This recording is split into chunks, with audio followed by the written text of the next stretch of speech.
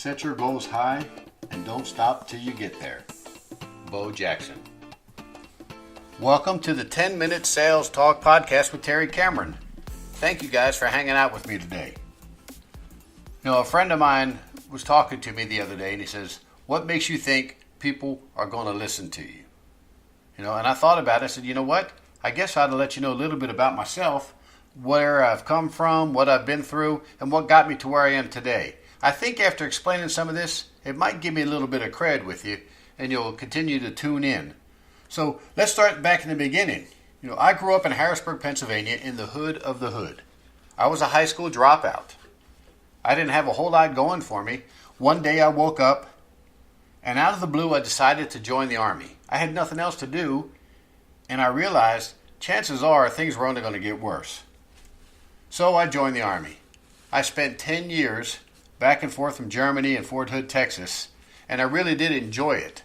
The one thing I didn't enjoy was dragging my family all over the place. But I did learn a lot in the Army. The one thing that I took the most from the military was to follow instructions, do what you're told, follow orders. That's what's going to keep you alive. And I follow those rules to this day. So again, 10 years in the Army. The one thing I did not like about the military was the pay structure. You know, if another person had the same pay grade as I did, actually the same MOS, their occupation in the military, they got paid the same as I did, whether they worked harder than me or not. So I really didn't like that. I somehow wanted to have some kind of control over my income. And I knew pretty much that I was not going to be a brain surgeon. So while I was in the Army, I did a couple things to help better myself. First things first, I got a GED. Passed it on my first try. Then I actually went back to high school and completed my high school diploma, just to say that I had a high school diploma. I took a couple college courses, and I went to a lot of leadership courses while I was in there. And I figured that if somebody would just give me a chance and show me how to do things, any job, I could handle it. So I noticed insurance salesmen hanging around the barracks every day. They had to be rich. You know, from where I come from, anybody that walks around in a suit has got to be rich. You know, they were there day in and day out. And one of the guys recruited me into the insurance business. And I figured I was on my way.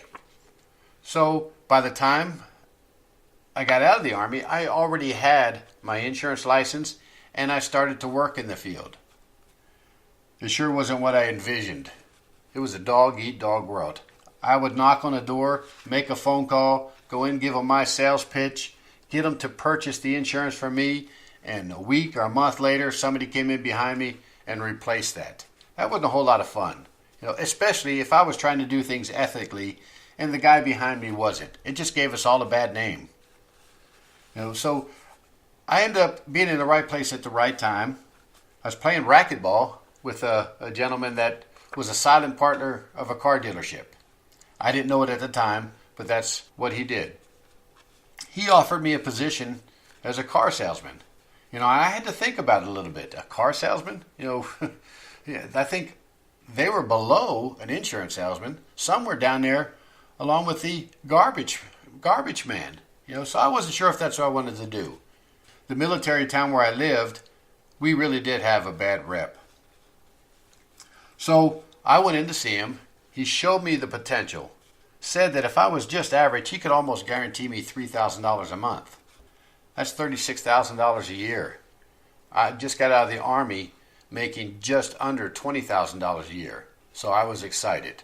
I just wanted a chance.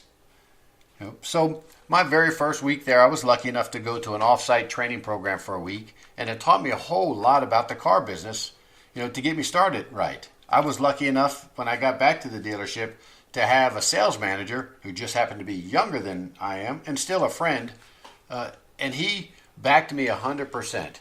He helped me any way I could, always pointing me in the right direction. Again, the military told me to follow instructions, and that's what I was doing.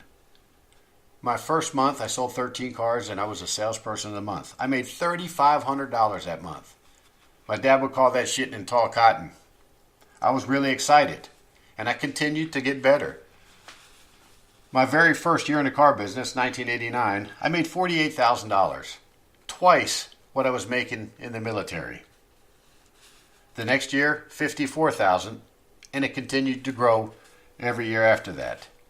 Now, I mentioned in my first episode that I did not join the military or the car business for a career. But once I saw how much money I could make and what effect it had on my lifestyle, my family's lifestyle, I was hooked. So a few years later, I was promoted to finance manager. I spent 6.5 years in the finance box, right? And I made a really, really good living. But I figured out that's really not what I wanted to do either. You see, the finance manager usually sits in an office and waits for him to bring business to him. I'd rather be out there on the front line making things happen, not waiting for things to happen. So they promoted me to a sales manager, and over the next 21 years, I held various sales manager positions, general sales manager positions, and even was lucky enough to be a full-time trainer for 2 years at a large dealership in the area.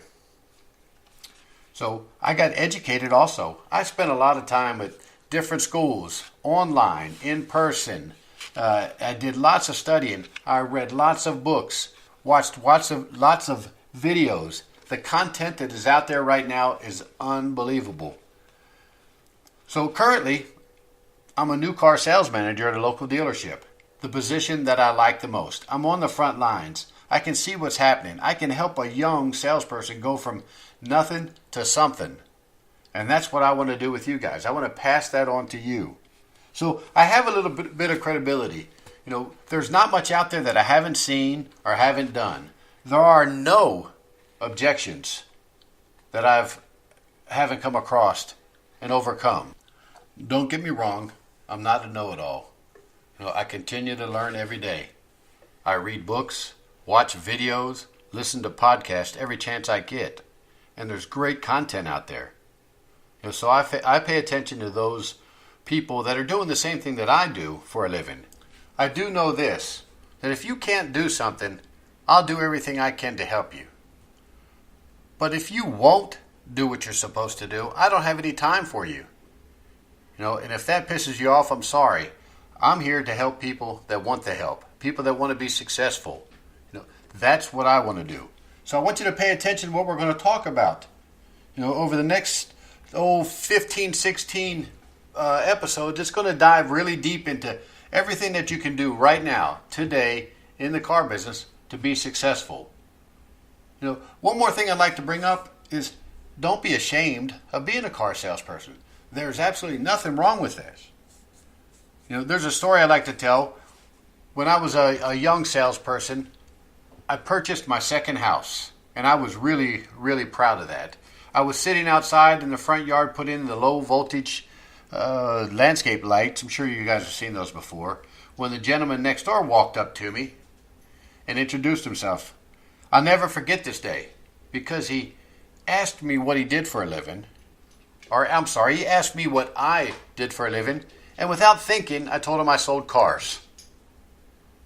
And I realized what I said. You know, and he looked at me and goes, "Wow, you must be damn good at it then."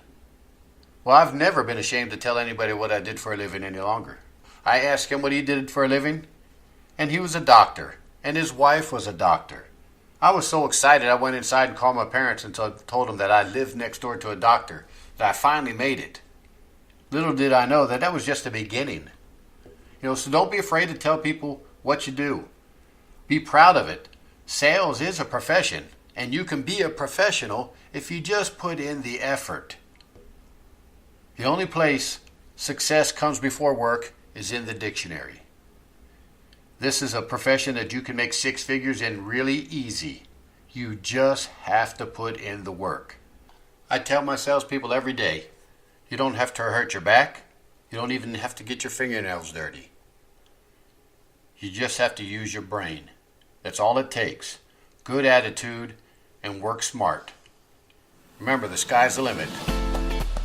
See you guys next week.